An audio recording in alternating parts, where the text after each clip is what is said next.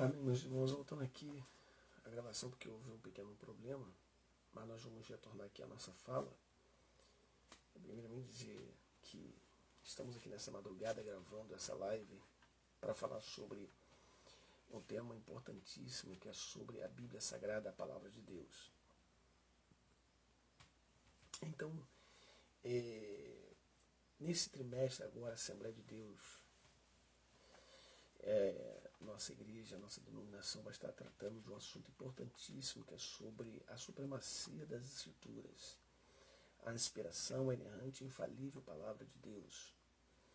E estaremos falando sobre esse tema. O comentarista dessa revista da CPAD, pastor Rodrigo Batista, da Assembleia de Deus Missão, ele foi muito claro nesse estudo e muito bem escolhido esse tema, porque é um tema que é muito atual, onde se fala de estruturação do texto, atualização da Bíblia, né? Inclusive nós tivemos um pastor de uma igreja aqui do Brasil que ele disse que a Bíblia ela precisaria ser atualizada.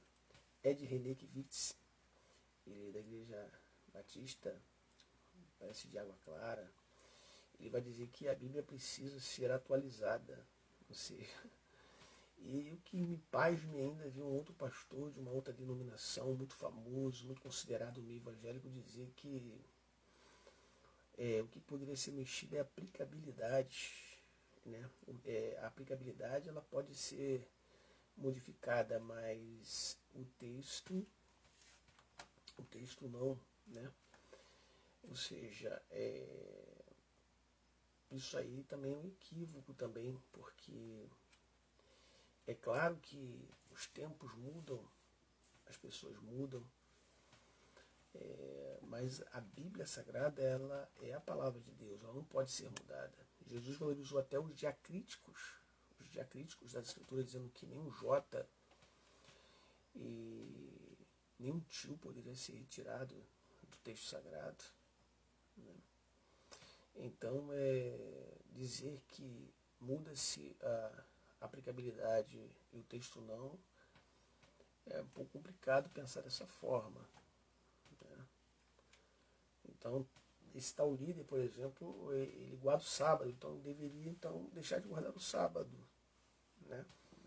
Se muda a aplicabilidade e o texto não, então é complicada essa questão.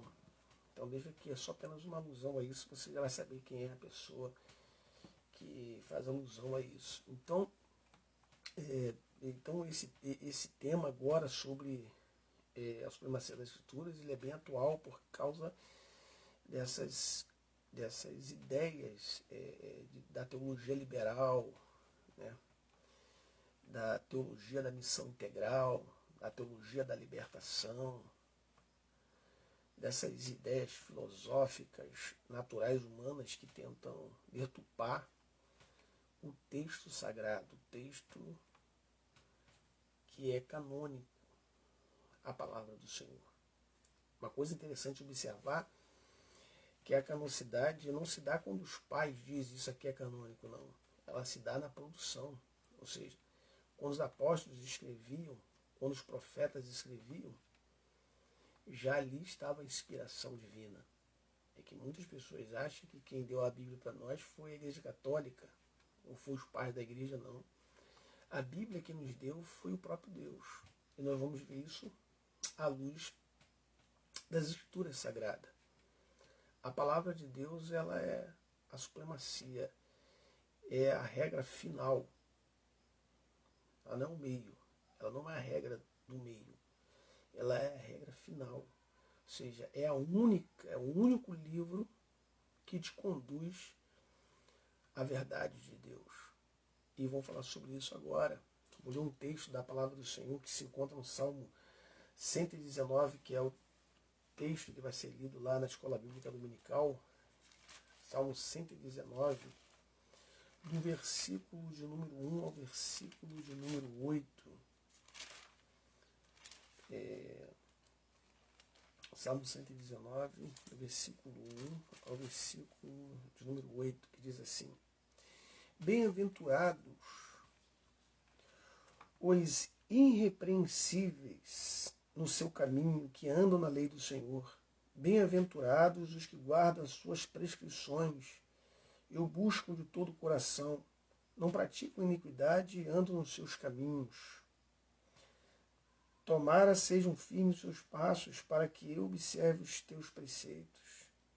Então não terei de que me envergonhar quando considerar em todos os teus mandamentos. Render-te-ei graças com integridade de coração quando tiver aprendido os teus retos juízos. Cumprirei os teus decretos, não me desampares jamais. Então, um texto aqui que nós lemos de Salmos 119, do verso 1 ao verso 8, retrata muito bem sobre aqueles que são bem-aventurados, são irrepreensíveis no seu caminho, que andam na lei do Senhor, ou seja, andam na lei do Senhor. Por que lei do Senhor? Porque esse é um termo dado às Escrituras. As Escrituras são chamadas de lei, são chamadas de mandamento, são chamadas de ordenança, são chamadas de preceitos. Isso é o nome dado às Escrituras sagradas. Bem, para termos apenas uma visão não simplória, mas simples do que é a palavra de Deus, a Bíblia, primeiramente é preciso entender que a Bíblia sagrada, ela tem um autor, ela tem um tema e ela tem um intérprete. Quem é o autor da Bíblia? Deus. Deus, ele é o autor da Bíblia. Segundo, qual é o tema da Bíblia? O que a Bíblia discursa? A Bíblia, ela tematiza Cristo. Jesus é o tema de toda a Escritura. Você vê Jesus nas profecias de Gênesis, Apocalipse. Até naqueles livros que dizem não apareceu o nome de Deus, né?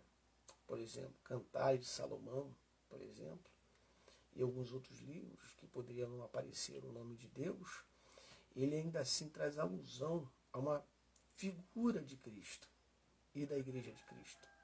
A Bíblia é um livro temático, e o tema que ela vai tratar é a respeito do próprio Deus. Uma outra coisa interessante é que ela tem um intérprete. Quem é o intérprete da Bíblia? É o Espírito Santo. Então o Espírito Santo, ele é o intérprete, aquele que nos dá a iluminação do texto. É aquele que nos interpreta o texto. Então nós temos o autor, que é Deus, a Bíblia, nós temos um tema, que é Cristo, e nós temos o Espírito Santo, que é o intérprete das Escrituras Sagradas. E a origem da Bíblia, ela vai dar-se em Deus. Deus, ele é o aquele que originaliza a Bíblia. Dele vem toda a fonte das Escrituras Sagradas. Na segunda carta de Pedro, capítulo 1, versículo 20 ao 21, Pedro fala sobre isso. Na sua segunda carta, lá no capítulo de número 1, versículo 20 ao versículo 21, diz assim: sabendo primeiramente isto, que nenhuma profecia da Escritura provém de particular elucidação, porque nunca jamais qualquer profecia foi dada por vontade humana. Entretanto, homens santos falaram da parte de Deus, movidos pelo Espírito Santo. Então nós temos aqui o apóstolo Pedro dizendo que toda a Escritura, ela é divinamente inspirada. Ele está dizendo o seguinte, sabendo primeiramente, porém, ele vai dizer assim, sabendo primeiramente isto, que nenhuma profecia da Escritura provém de particular elucidação. Aqui no versículo de número 20 e 21, nós temos duas negativas. A primeira negativa é nenhuma profecia. Ele está dizendo que nenhuma profecia é de particular elucidação. Ou seja, imagina se alguém tivesse esse particular, ele interpretasse o texto no sentido absoluto da palavra, ele seria o único que tivesse a interpretação do texto. É isso que Pedro está dizendo. Ninguém tem esse particular interpretação. Por quê? Porque imagina se tivesse. Esse tal seria como Deus. Não precisaria do Espírito Santo, não precisaria de iluminação, porque ele já seria o dono das interpretações. Será que você conhece alguém que acha que sabe tudo, que interpreta tudo, que entende tudo? Então, por isso o Pedro está exortando, dizendo o seguinte aqui, ó. Ninguém, as escrituras não é de particular elucidação, não é de particular interpretação e iluminação. Né? É por isso daí que surgem muitas das vezes heresias, porque muitas pessoas elas se acham donas do texto sagrado, interpretam o texto como quer. Né? Nós sabemos dentro da teologia, por exemplo, que existe a exegese e existe a eusegese. A exegese é a interpretação do texto no seu original. A eusegese é a boa interpretação do texto. Aí que surge o perigo, porque muita gente está interpretando o texto como quer, como acha que é, e não como verdadeiramente o texto diz ser. Certo? Uma das regras que nós aprendemos no seminário é que a Bíblia interpreta a Bíblia. Então, o texto, se você ler o texto e o seu contexto, você vai ter uma interpretação geral do texto e que vai lhe dar o conhecimento claro do que está dizendo o texto. E tem muita gente que está interpretando o texto ao seu modo de ver e não ao modo como a Bíblia está mostrando. Então, a primeira negativa que eu tenho é nenhuma profecia. A segunda negativa é nunca, jamais, nenhuma profecia foi dada por vontade humana. Ou seja, a profecia, as escrituras, a palavra de Deus não foi dada por vontade humana, ela foi dada pelo próprio Deus. Foi dada pelo próprio Deus.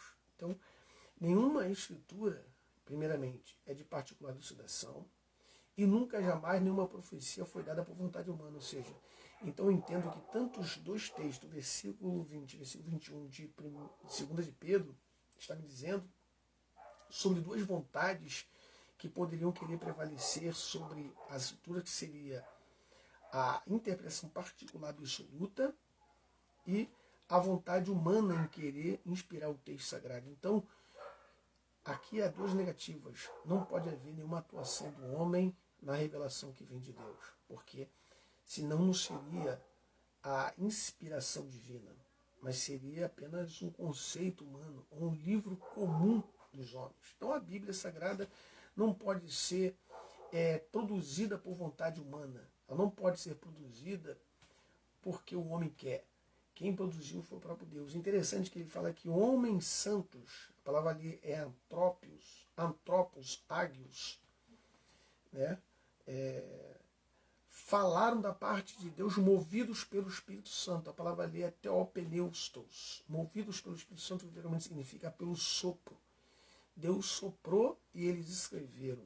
Por isso que eu te digo que as escrituras não tornaram-se canônicas quando os pais disseram esse texto é canônico. Não. Elas são canônicas desde a sua origem, desde quando os homens começaram a falar e a escrever o texto. Porque foi Deus que deu as escrituras sagradas. Então toda a escritura sagrada ela é divinamente inspirada. Interessante que segunda carta de Paulo a Timóteo, no capítulo 3, versículo 16, Paulo vai dizer, toda a escritura é divinamente inspirada. A minha Bíblia, ela é a revista atualizada. Ela vai dizer toda a escritura. Em algumas outras versões, se me parece, não sei se é corrigida, que vai dizer que toda a escritura é divinamente. Algumas pessoas dizem que o artigo A muda o conceito para dizer que se o texto está dizendo toda a escritura, está generalizando todas as escrituras, independente do texto sagrado. Equívoco. Uma outra coisa, eles dizem que quando se omite a palavra, o artigo A e diz toda a escritura divinamente, está dizendo todo o texto que contém a palavra de Deus. Isso também pode correr também um risco, porque não é porque um texto da Bíblia não seja Deus falando que ele deixa de ser inspirado. Aí você vai cair na teologia liberal que diz que a Bíblia não é a palavra de Deus, ela contém a palavra de Deus. Errado. A Bíblia, ela toda é a palavra de Deus. Como eu falei anteriormente, o próprio Cristo, ele supervalorizou o diacrítico, o texto dizendo que ninguém poderia tirar nem um J nem um tio. Então aqui eu entendo que toda a escritura é divinamente inspirada por Deus.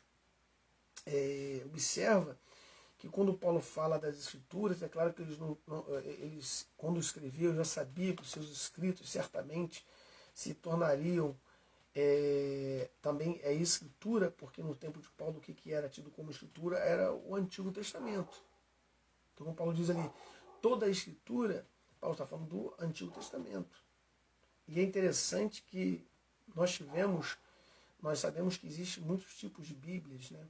Existe a Bíblia egípcia, existe a Bíblia árabe, a copta, a Bíblia de tradução de Filipe, né? Aquela conhecida como a King James, né?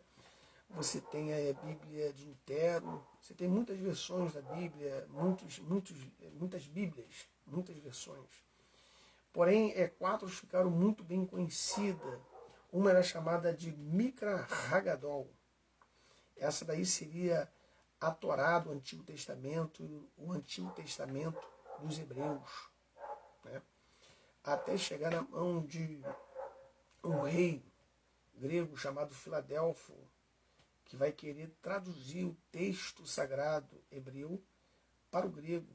Você vai ter a Septuaginta, que é aquela tradução dos 70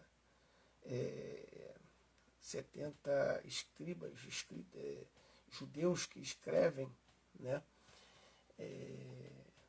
o texto, porque segundo diz a história que Filadelfo quis colocar a Bíblia dentro da biblioteca de Alexandria. A biblioteca de Alexandria na época tinha cerca de 200 mil livros, né? Quando já no tempo de Jesus Cristo a biblioteca de Alexandria tinha 500 mil livros, a maior biblioteca de todo mundo. Filadelfo vai querer colocar a Bíblia ali dentro, então ele vai achar interessante o texto sagrado dos Hebreus, vai pedir para traduzir, ele vai escolher cerca de 72 anciãos ali, escribas, de cada tribo, para traduzir do hebraico para o grego. Você vai ter a Bíblia, a Bíblia grega, né, chamada Septuaginta. Depois você vai ter a outra famosona, conhecida como a Vulgata Latina, que foi dada por Jerônimo, muito criticada na época pela Igreja Católica Romana, mas que Jerônimo conseguiu vencer as críticas e conseguiu traduzir para a língua comum do povo, a Vulgata, que vem de vulgar. E aí você tem a tradução de Jerônimo, essa tradução interessantíssima, porque até mesmo hoje os hebreus utilizam a Vulgata por achar que ser um texto bem próximo do original, né? Porque São Jerônimo, quando foi a Jerusalém, ele estudou os originais e buscou os textos mais fiéis aos originais para traduzir. É claro que naquele período houve muitas deturpações, houve muitas cópias, né, em que o próprio Jerônimo copiou de algumas línguas que já havia traduzido para o latim ali, por exemplo. Ele utiliza ainda algumas traduções, mas você vai ter a Vulgata. Depois você vai ter a Massorética, a Bíblia Massorética. Essa Bíblia Massorética, na verdade, a ideia principal dos maçoretas era um pouco confrontar, porque eles sabiam que a tradução gentílica, por exemplo, latina, de Jerônimo, haveria de influenciar, né, inclusive a vida dos judeus. E eles, para não perder a sua identidade, eles vão fazer o quê? Eles vão fazer uma nova tradução do hebraico, porque o hebraico ele era escrito em letras consonantais, eles vão vocalizar o texto, colocando ali acentos, vírgulas, e vão deixar o texto mais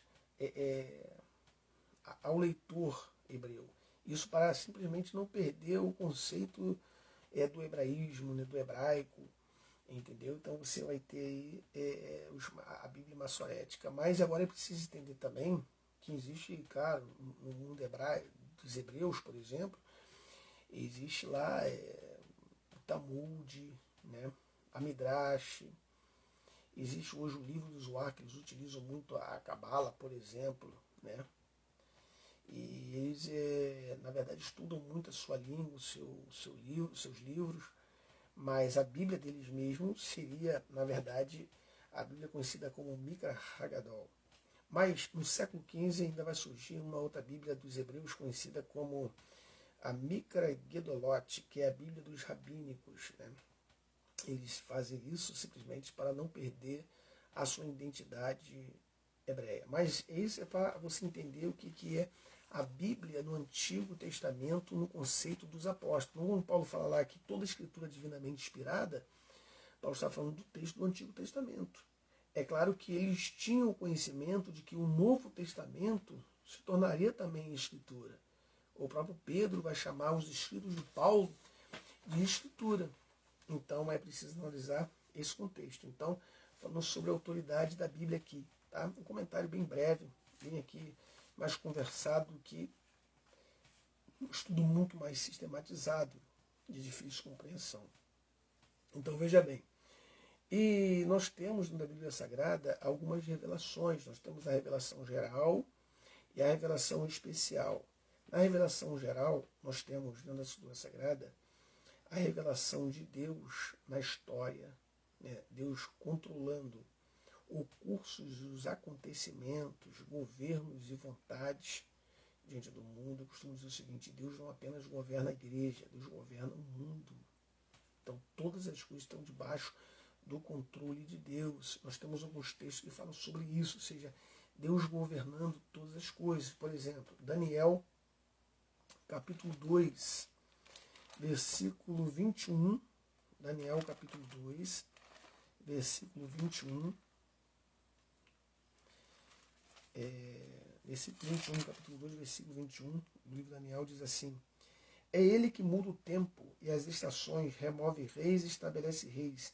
Ele dá sabedoria aos sábios e entendimento aos inteligentes. Ele que muda o tempo e as estações, mostrando que Deus governa o curso dos acontecimentos. Capítulo 4, versículo de número 25 de Daniel, diz assim: será expulso de entre os homens, e a tua morada será com os animais do campo, e dar-te-ão a comer ervas com os bois, serás molhado do orvalho do céu, passar-se-ão 7 tempos por cima de ti, até que conheças que o Altíssimo tem domínio sobre o reino dos homens, e dá a quem quer. Então, mostrando que Deus ele tem domínio, né, no reino dos homens, né? Domínio sobre o reino dos homens e dá a quem quer. Isso mostrando que o Senhor Deus ele está no governo de todas as coisas. Em Romanos, na carta de Romanos, capítulo 11, versículo 22, Romanos 11,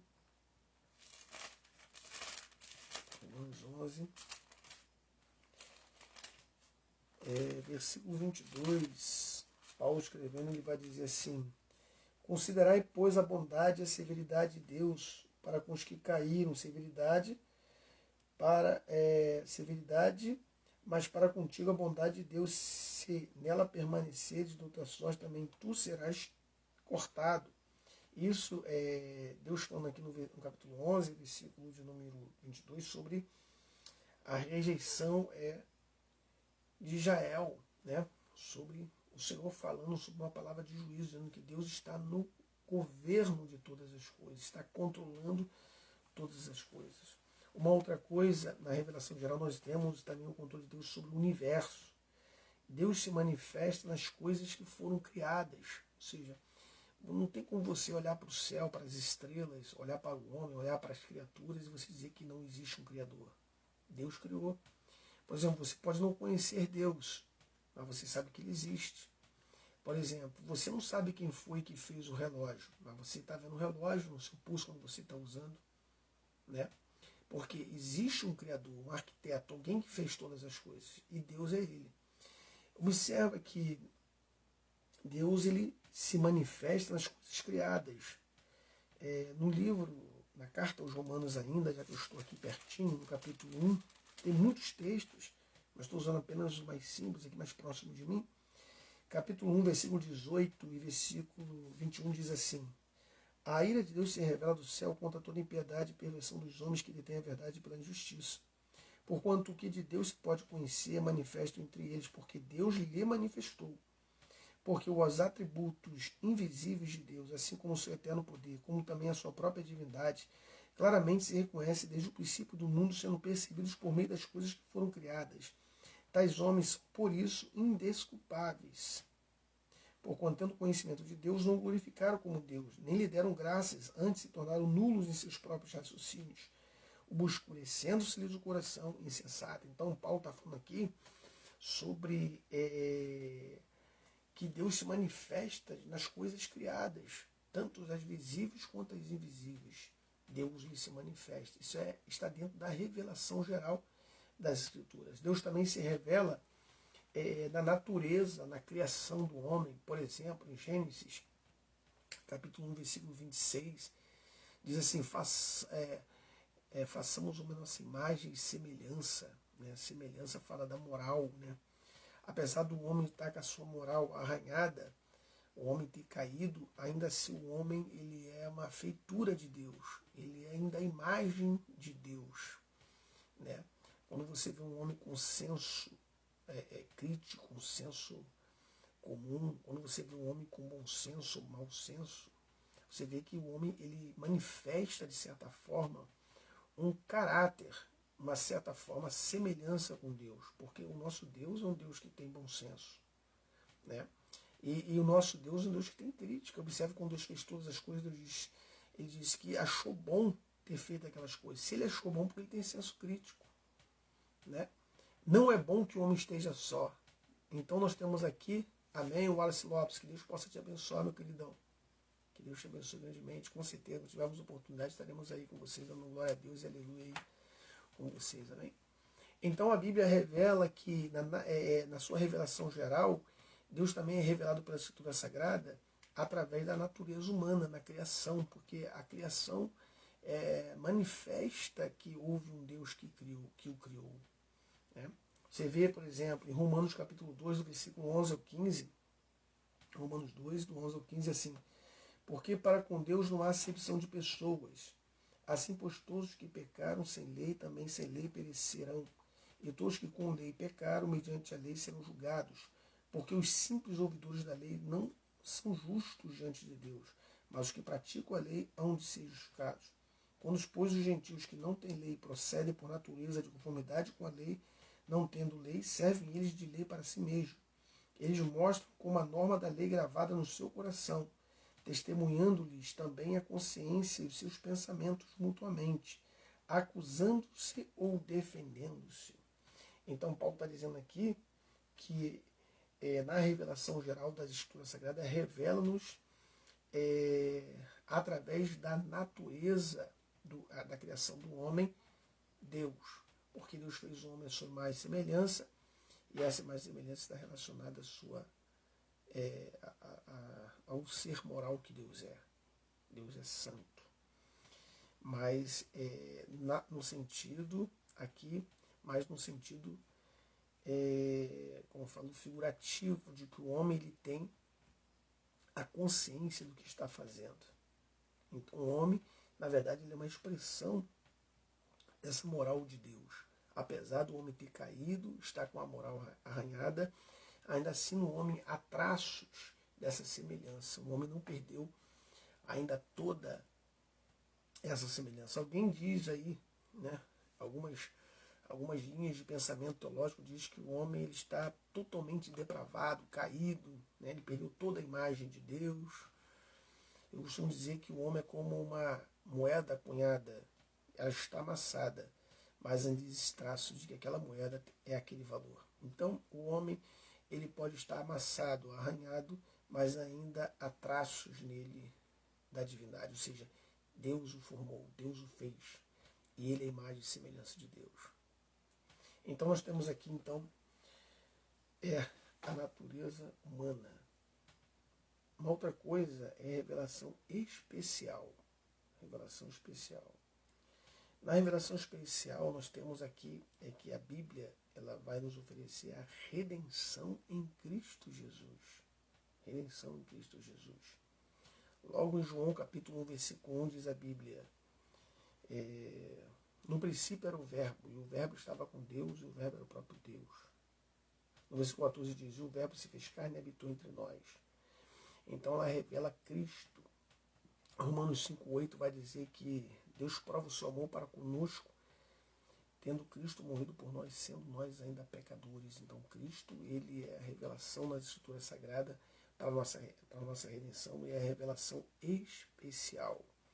E é interessante, falando a respeito de revelação, nós precisamos entender que existem 3 fatores da Bíblia em contrapartida ao leitor quando se fala de revelação. Nós temos 3 fatores importantes. Primeiro é a revelação, é a inspiração da Bíblia, é a revelação da Bíblia e a iluminação da Bíblia.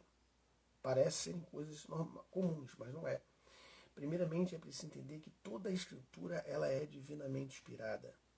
Toda a revelação é inspirada. Mas nem toda a revelação é, na realidade, uma inspiração. Ela foi inspirada, mas ela não é uma revelação, por exemplo. Por exemplo, isso falando em contrapartida ao leitor, para a gente não se contradizer aqui, em contrapartida ao leitor. Então, precisa você entender a Bíblia, quando você lê, você vai ler a inspiração, mas você vai encontrar nessa inspiração revelação, porque é contrapartida ao leitor. Então, eu estou lendo, eu vou ler uma revelação. Por exemplo, a Bíblia revela Cristo, revela os anjos, revela pecado, revela o diabo, revela o inferno, revela Deus. Então, aqui é revelação, mas que foi inspirada, correto? Agora, existe iluminação. Iluminação e revelação são palavras quase que sinônimas, mas em contrapartida ao leitor é diferente, porque você pode estar lendo uma revelação, mas não está tendo uma iluminação. Então, por isso que eu digo, toda a Bíblia é a revelação maior, é a Bíblia. Porém, a Bíblia toda é inspirada, mas dentro da inspiração tem a revelação e também tem a iluminação. A iluminação é quando você diz assim, opa, nasceu uma lâmpadazinha aqui, ou seja, fui iluminado aqui. Então, Deus ele traz uma revelação, uma iluminação especial sobre a sua mente quando você lê a Bíblia. Então, a Bíblia tem esse fenômeno, ela se toda inspirada.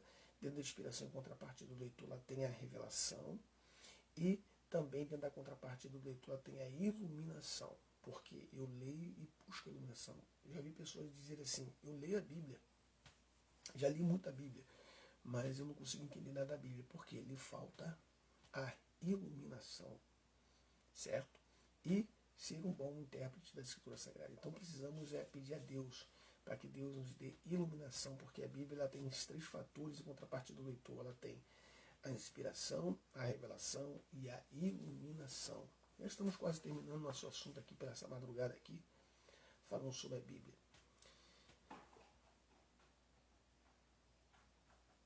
Nós temos aqui evidência da autenticidade da Bíblia. A palavra evidência vem do grego autentes, que significa verdadeiro. Em 2 Timóteo 3,16 diz a Bíblia que toda a Escritura ela fala de si mesmo. Toda a Escritura é divinamente inspirada. Então, o texto fala de si mesmo, que ela é a palavra inspirada de Deus. Certo? Dentro dessa consistência, né, da autenticidade da Bíblia, nós temos a unidade e a consistência. A unidade e a consistência nós temos o seguinte, primeiro ponto, que a Bíblia ela foi escrita 1.600 anos antes, né? Ela foi escrita 1.600 anos antes da era cristã. Né? Ela tinha 2 idiomas, por exemplo, né? 2 idiomas principais. Na realidade, quando o autor coloca 1.600 anos, ele está fazendo, na verdade, uma junção do período da escrita do Antigo Testamento e do Novo Testamento. Então, 1.600 anos contando desde esse tempo, não antes de Cristo, como falei anteriormente. Então, preciso consertar isso daí.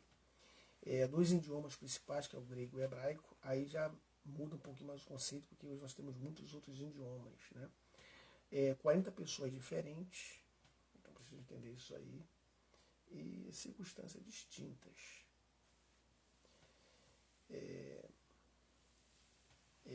Os textos mostram também a sua harmonia, né? Ou seja, apesar de ter pessoas diferentes, circunstâncias diferentes, idiomas diferentes, nós temos a harmonia do texto. Né? E por aqui eu deixo essa palavra aqui, mas logo, logo estaremos voltando com a nossa conclusão. Que Deus possa abençoar vossas vidas, nosso querido irmão Wallace Lopes, que deixou o seu comentário aí, que Deus possa estar abençoando grandemente a sua vida, meu irmão. Para a glória do nome de Jesus, amém? Que Deus te abençoe, meu irmão. É isso aí. É verdade, a Bíblia é a palavra de Deus, ela nunca pode errar, é verdade, homem de Deus. Né? E por aí nós entendemos que a Bíblia, Wallace, e eu sei que muitas pessoas depois poderão ver esse texto aí, vão entender que a Bíblia de fato é um texto que não pode ser mudado. É uma profecia de eventos futuros, né? Isso a Bíblia vai falar sobre, e vai se cumprir, por exemplo, vai falar que a Virgem dará à luz um filho, vai falar sobre a morte de Jesus, local da sua sepultura, vai falar sobre a sua ressurreição. Tudo isso está de acordo com a Escritura, mostrando que ela é inerrante palavra de Deus. Ela tem evidências externas, né? Elas são ratificadas pela ciência, pela arqueologia, pela história, entendeu? Então nós temos aí esse ponto de vista. E a mensagem da Bíblia. E uma vez que nós temos a mensagem da Bíblia, nós entendemos sobre a sua supremacia. Por exemplo, os reformadores tinham a ideia de que só a Escritura, segundo o próprio